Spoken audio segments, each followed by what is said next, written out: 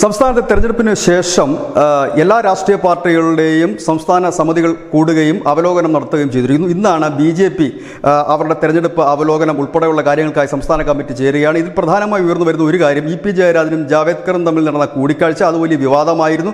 അത് ഏതായാലും ഈ ഒരു സംസ്ഥാന കമ്മിറ്റിയിൽ ചർച്ചയ്ക്ക് വരും എന്നുള്ള കാര്യത്തിൽ ഉറപ്പായി. അതിനിടയിൽ BJP ഉറച്ച് വിശ്വസിക്കുന്നത് 3 മണ്ഡലങ്ങളിൽ അവർ ജയിക്കും എന്നുള്ള ഒരു ഉറച്ച വിശ്വാസത്തിലാണ് BJPയുടെ ചില നേതാക്കൾ അത്ര സൂചനകൾ നൽകുകയും ചെയ്തു. ഒരുപക്ഷെ തെരഞ്ഞെടുപ്പ് അവലോകന യോഗത്തിന് ശേഷം ഒരുപക്ഷെ ഇത് പറയാൻ സാധ്യതകൾ നിലനിൽക്കുന്നു.